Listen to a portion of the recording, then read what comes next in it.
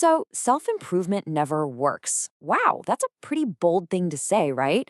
I mean, we are constantly surrounded by messages telling us to hustle, to optimize, to become the absolute best version of ourselves. So, what's really going on behind a statement like that? Well, let's dig in and find out. Okay, first things first, let's just wrap our heads around the sheer scale of this thing. This is not some tiny niche market we're talking about. This self-improvement industry, it is an absolute global behemoth. We're talking a projected $80 billion by 2030. So yeah, from a business perspective, it's a wild success. And that right there, that brings up a huge paradox, doesn't it?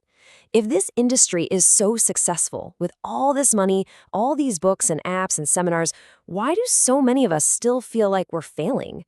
Why does that feeling of just not being enough seem to be everywhere? It's a really important question. To really get to the bottom of this, we have to look at the very foundation of the whole self-improvement project. The argument here is that the promise itself, well, it has a little bit of poison baked right in. And this is where the hidden trap is. See, the journey almost never starts from a neutral, hey, let's learn something new kind of place. Nope, it starts with a judgment, a verdict, really. And that verdict is you, right now, as you are, you're not acceptable. That's your starting line. Kind of harsh, right? So you can really see two completely different paths here. On one side, you've got mainstream self-improvement, which, let's be honest, is often fueled by a kind of self-contempt. It's this idea that I'm broken and I have to fix myself. But then there's this other path, a completely different starting point that's fueled by self-compassion. It starts with the idea that you're already whole. And that's the core problem with starting from a place of self-rejection. I mean, think about it. It's like trying to build a beautiful new house while the demolition crew is still inside, just swinging sledgehammers. It's impossible. All the energy you're spending on tearing yourself down is energy that's being stolen from actually building yourself up. All right, so if the foundation is shaky from the start, what happens when we try to build on it anyway?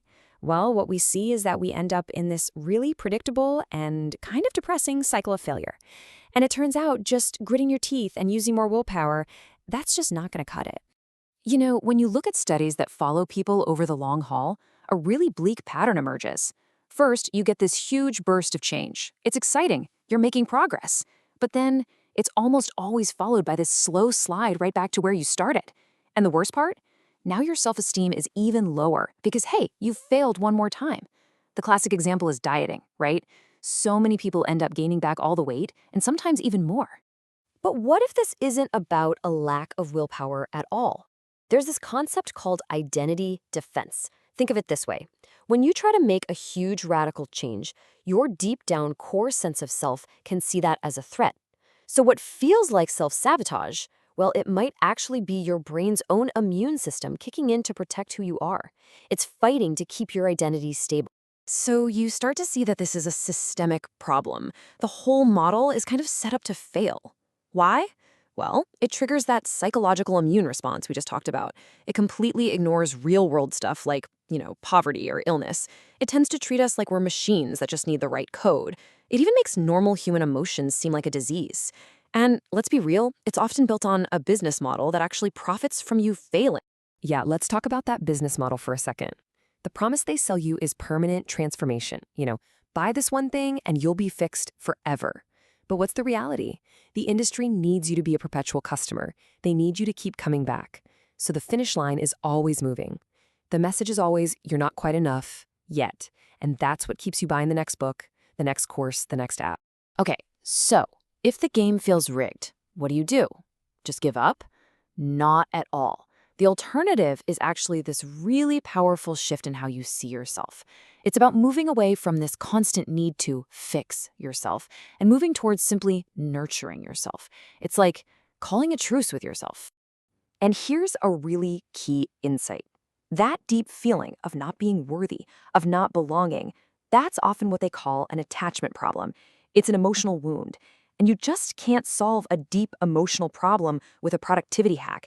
A new morning routine isn't going to heal that. Just take a second and imagine that. Imagine all the energy you would get back if you just stopped fighting yourself, if that inner critic finally went quiet. All that energy you were pouring into shame and self-monitoring and beating yourself up, what if you could use all of that for just living, This other path has a name. It's called self-integration. And it's not about trying to become some new, shiny, perfect person. It's the complete opposite. It's about accepting the person you are right now. The good, the bad, the wounds, the strengths, all of it, and using that real, honest foundation to grow from. It's about swapping out judgment for just being curious about yourself. Really, it all comes down to the question you're asking.